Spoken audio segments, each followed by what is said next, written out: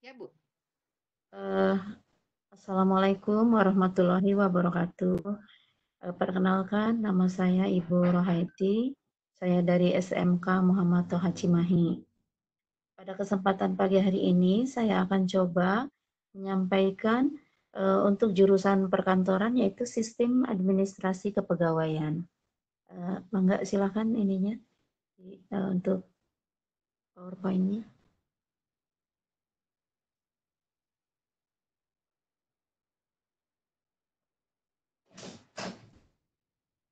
Sistem administrasi untuk kepegawaian yaitu terbagi dalam 3 sistem administrasi kepegawaian.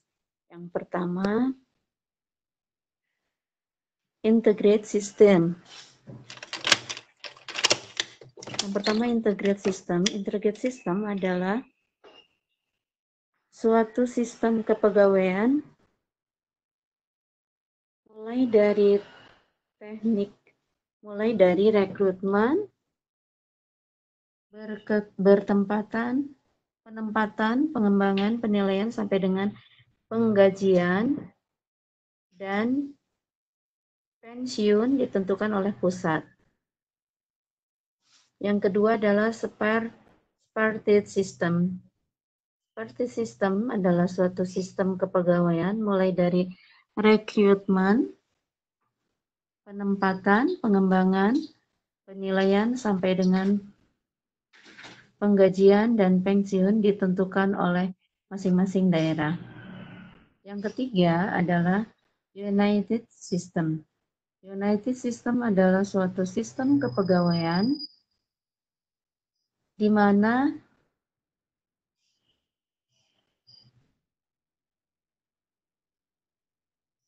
mohon maaf,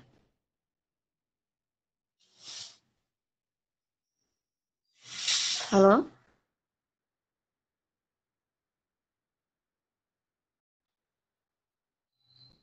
mohon maaf, ini barusan putus. United System adalah suatu sistem kepegawaian di mana manajemen kepegawaian dilakukan oleh suatu lembaga tingkat nasional yang khusus dibentuk untuk keperluan itu. Selanjutnya, Bu. Nah, dalam pengangkatan kepegawaian, yaitu dapat dibedakan menjadi 5 bagian. Yang pertama, spolis system atau atas keanggotaan partai. Yang kedua, nepotism system, yaitu atas kekeluargaan. Yang ketiga, patronage system atau atas keinginan membantu pegawai tersebut. Yang keempat, merit system atau atas kecakapan atau skill. Yang kelima, career system atas kecakapan skill dan pengembangan melalui masa kerja pegawai yang diperhitungkan. Selanjutnya, Bu.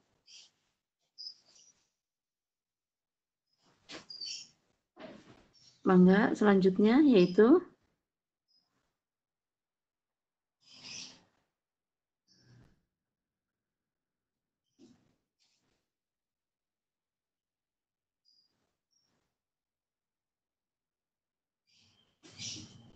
the next, selanjutnya Bu yang untuk maaf, Ya, Bu. mohon.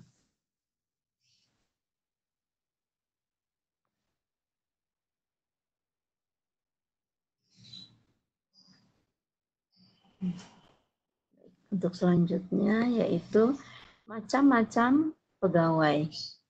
Macam-macam pegawai dapat di sini ada satu yaitu pegawai negeri sipil, yang kedua Tentara Nasional Indonesia, yang ketiga Kepolisian Negara Republik Indonesia, yang keempat pejabat negara, dan yang kelima adalah PNS atau lain-lainnya.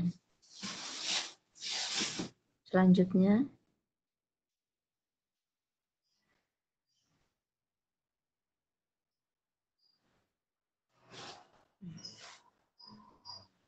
untuk selanjutnya kita akan jelaskan tentang di pegawai negeri sipil dulu. Pegawai negeri sipil yang pertama, satu di Kementerian Negara Dan yang kedua, lembaga non-departemen dan perwakilan di daerah. Yang ketiga, di sektor wilayah departemen. Yang keempat, di lingkungan perwakilan Republik Indonesia atau di luar negeri dan perkantoran instansi di luar negeri. Yang kelima, lingkungan pemerintah wilayah administrasi provinsi. Yang keenam, diperbantukan pemerintah daerah. Yang ketujuh, diperbantukan kepada BUMN atau BUMD. Dan yang kedelapan, ditugaskan kepada proyek-proyek pemerintah. Selanjutnya,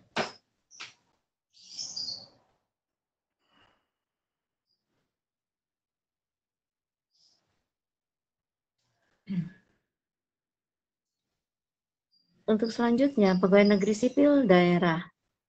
Di sini yang pertama kita jelaskan sekretariat daerah provinsi, asisten biro, bagian sekretariat daerah provinsi, asisten biro, bagian, subbagian, seksi, dan sebagainya.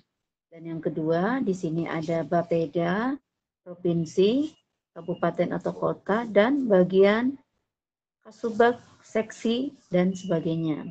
Yang ketiga, badan pengawas daerah, inspektur atau pemeriksa. Yang keempat, BKPMD di daerah provinsi. Yang kelima, dinas-dinas otonom. Yang keenam, dan lain-lain yang belum tercantum di atas.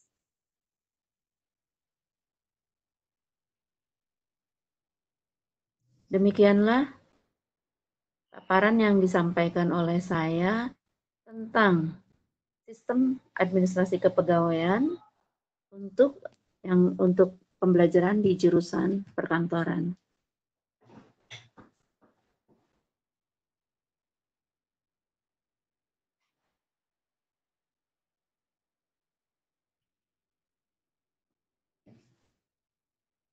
Selanjutnya, Bu, silahkan.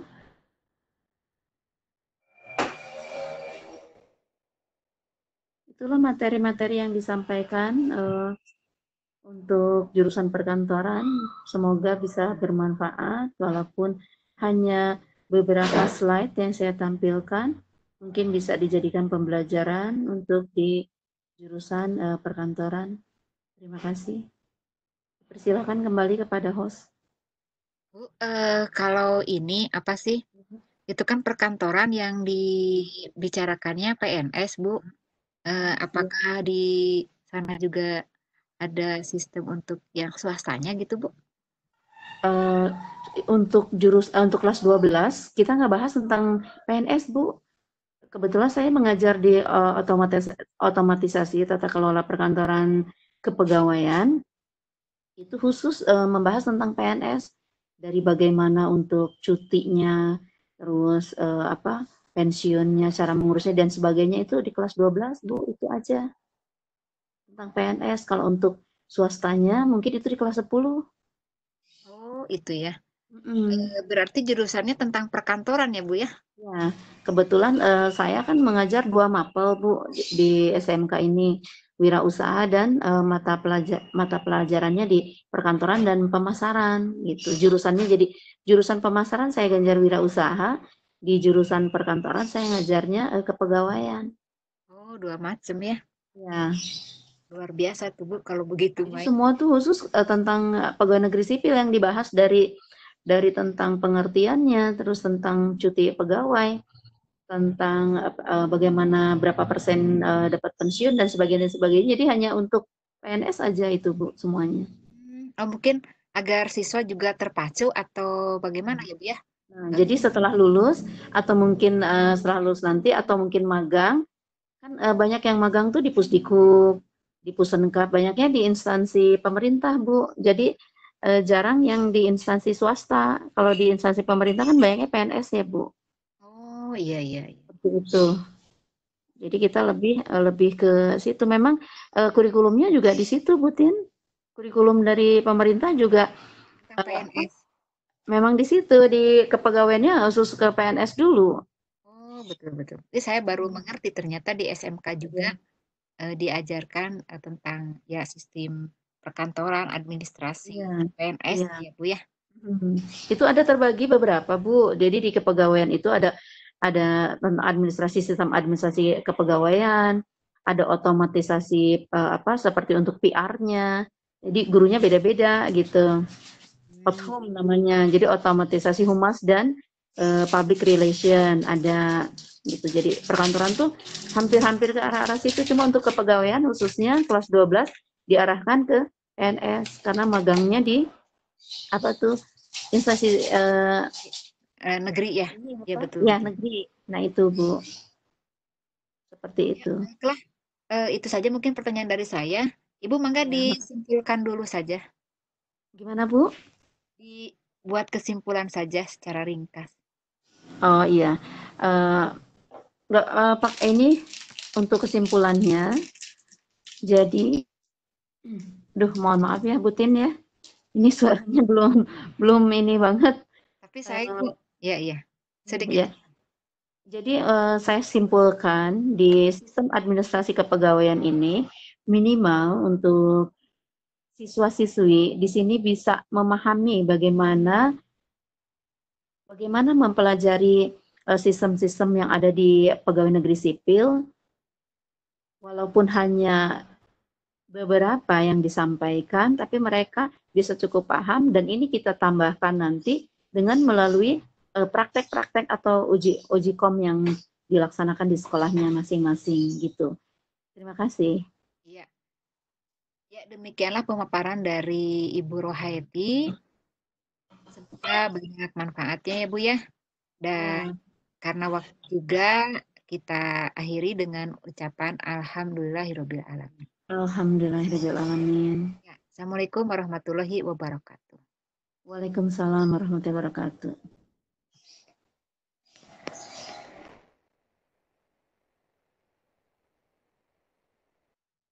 Sakedap Bu.